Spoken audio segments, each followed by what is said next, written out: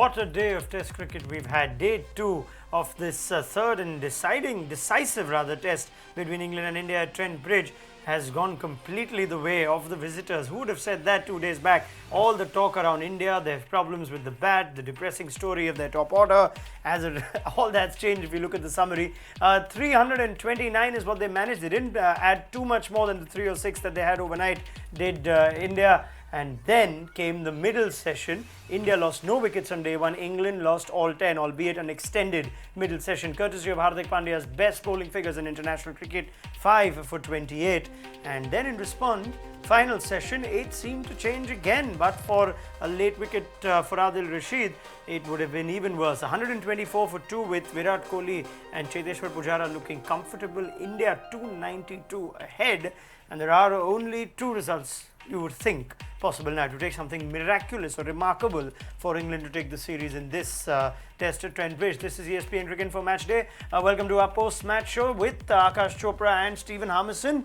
Right then, Akash, sum that day up. 2 days back, the narrative completely different. Here we are now talking of only one team capable of winning this test. Yes, and you spoke about a miracle, and I don't see that happening unless there is a lot of rain coming Nottingham's way. That I don't think England has a chance of pulling it back in this test match. At least they're too far behind, and luck has changed. A lot of approach has changed. A few personnel have changed, and ergo the result is looking slightly different. When India batted, the sun was out. It was slightly easier to bat, is what we've been told. When the sun is out, it suddenly becomes a batting friendly surface. But if it's overcast, the ball starts moving a little bit, and one thing is absolutely crystal clear: if the conditions are not right for batting, if there's slight help available for the bowlers, be it the spinners in India, be it the faster bowlers in England, it does not matter which team you're playing for. You could be an English player in England, Indian player in India, in Pune against Australia.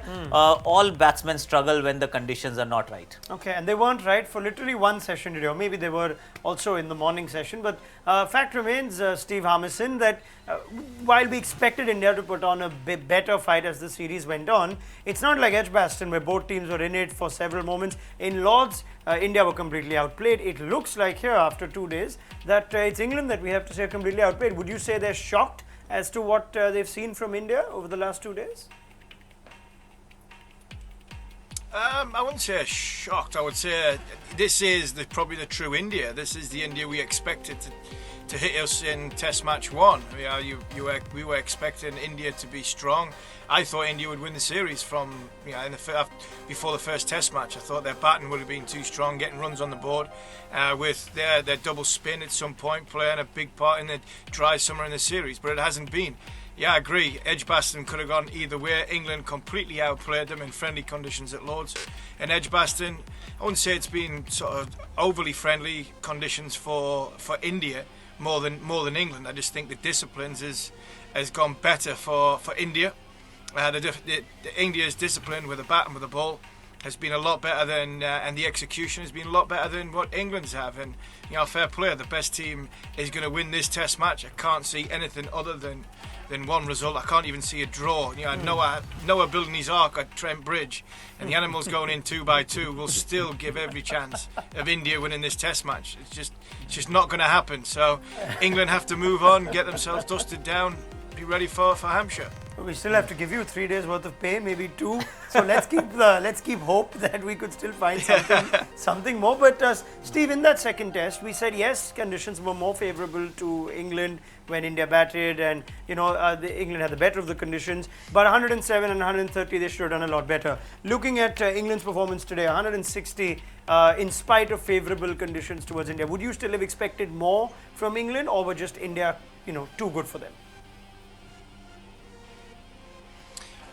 Well, largely a bit of both. You expect a Test team, no matter what the conditions are, to get 200 plus, at least a minimum 200 plus. And let's be fair, England would have been all out for 120 if it hadn't been for a little bit of poor captaincy by Virat Kohli and Josh Buttler with a licence towards the end of the innings. So let's put that into context. But you expect a team, an international team, no matter whether it's swinging or seaming, with the calibre of players that are playing international cricket now around the world, to get 200 plus on the board. Yes, favourable conditions at Lord's. look, England just didn't apply themselves well enough with the bat in this Test match, and India put the ball in the right area and caught the ball. The discipline that you need. So, a bit of poor batting, yes. A large part down to very good bowling, yes. But when Test match teams are getting bowled out for under 200, I think you have to question techniques in all that. And I think India at Lords and England in this Test match, I think there've been similar techniques, which is not good enough for their team to stand any chance of winning. Maybe that's a good conversation to have more in detail with you, especially Akash, because you observe it too. When something happens, and you've said it time and again, or any batting side finds themselves exposed. Yes, and it's not the first time that this England team has been bowled out in a session. A game against Bangladesh comes to your mind when the ball was turning a little. They were bowled out in one session. Yes. I think New Zealand bowled them out in one session as well. This is another Test match where the entire team has been bowled out in a session. So 30-35 overs are enough if the ball is spinning, if the ball is swinging. There is a constant deterioration of technique and temperament and application across the board. It's not limited to English batsmen. It's not limited to Indian batsmen. We have seen every single team struggle when there are challenging conditions. A lot of it has to do with the technique, how it has changed over the years, because more often than not you're playing cricket on flat pitches, whether it's Test match cricket or one-day cricket or T20 cricket, and therefore your techniques have developed to suit those conditions. Once in a while you find conditions that are very challenging, and they say, okay, you don't show a stomach for a fight, but it's not just about the stomach. It's about something that's been there in your DNA for a little while. If your DNA has changed completely, where your temperament is not suited to last or fight against the ride against the tide, then it becomes a little difficult, and that's been the case with everyone. Argument can be made that while India, in some ways, you can understand if they get skittled out when it swings, England, when they're at the receiving end, should be better. They're the home side. Correct. Steve Harmison says they should have still done more than 160. No, they should have, but the same argument holds true for India when they played in Pune. Right. So that was a dust bowl that was dished out, and Australia bowled India out twice. And they didn't even have to bat the second time around, if I remember correctly, or even if they did, it was for a very brief period. So you know that conditions, it doesn't really matter how familiar you are with those conditions. If they are challenging, they are challenging, and not many people are able to now stand up and last that session. And it is about lasting a session. Test teams, no matter where you're playing, who you're playing against, should not be bowled out in a session. It's happening way too often. As favourable as conditions might have been just after lunch, Steve, the fact is England went into lunch 46 without loss, and we were going after the Indian bowlers or criticising them for once again letting England off the hook too early. They had to make this 320 look bigger, and it wasn't happening. What on earth's changed? We tried to speak of what you would have told the bowlers at lunchtime. They came out, there was a completely different approach, or rather a different execution of plans. I mean, there's plenty to think of as to what went down in the first 15 minutes after lunch. It could just simply be a little bit of luck. It could be as simple as a little bit of luck. And what I mean by a little bit of luck was the Joe Root catch. If the soft signal is not out and the umpire thinks it's not out, then Joe Root's still batting. Hardik Pandya doesn't get a wicket with his first ball. He doesn't get we've talked about how much his confidence grows the better he does. He doesn't get 5 wickets. All that and all of a sudden England could be a completely different side. So it could be an element of luck. Also, England have in the past took the water in and getting bowled out either in a session or in a session and a half. So all these scars are in England's mind. I just think India bowl well. They put the ball in the right area. Rewind back to day one, right at the very start of day one. England didn't bowl badly. They put the ball in a decent area and then let them off the hook with the odd 4 ball. That was for India. What did India do? India, they stayed patient, they stayed disciplined.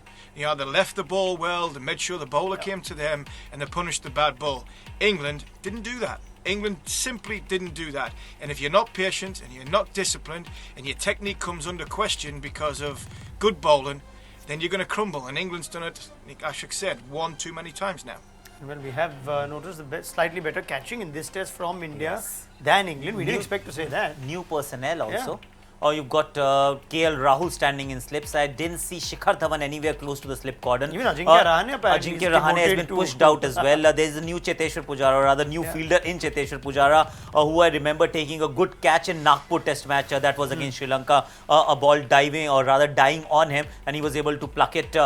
He did drop one in this game, but then India started looking at different people for that specialized position. I hope they stick with them for a slightly longer duration, because just like opening the batting, opening the bowling, standing in the slip cordon is also a specialized job. We spoke a lot about Hardik Pandya at tea, but the fact remains, not only has this come at a key time in the test and the series, but at a time when India were a bowler short. R. Ashwin, we don't know what the latest is. You can catch the updates on the side, but we know that he is in a bit of trouble and he may not feature in this test match with the ball. But the fact that Virat Kohli could count on the rest of his bowlers to do a job, in some ways, it's a message to Kohli himself to back. When you back a guy, eventually he comes off, and here we are giving him, rightfully perhaps, a little criticism for not backing more people for longer runs. That's true, because the same can be said about Ajinkya Rahane. If he were to drop Ajinkya Rahane, it was all legitimate, because he's not scored before this innings. He was averaging, I think, 10 in 12 test match innings, and over an extended period of time. So if he were to drop him, nobody would have actually raised eyebrows, but then he stuck with him. He delivered. He's been sticking with Hardik Pandya for the last 8-10 test matches.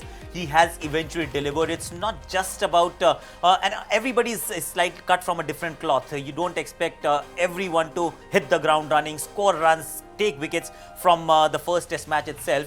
Different people at different stages of their career need a little bit of hand holding, need a little bit of maybe hand around the shoulder, and understanding that this guy is going through a bad patch. Maybe we need to hand him a slightly extended rope. Or we've seen Cheteshwar Pujara bat the way he did in the second innings of this test match. He looks a lot more assured. But now you've got to stick with him, come what may, because if you keep chopping and changing, if you keep dropping people, you are playing with their security point of view. If they are not secure, trust me, they're not going to perform that well. Well, fact remains that this is a big innings for Cheteshwar Pujara. We'll talk more about that on the pre-show for day 3. But as we wrap up the conversation at stumps on day 2, now Steve, you have said categorically that this is India's game to take, and yes, at 292 ahead with 8 wickets in hand, it seems rather obvious, but collapses have been seen.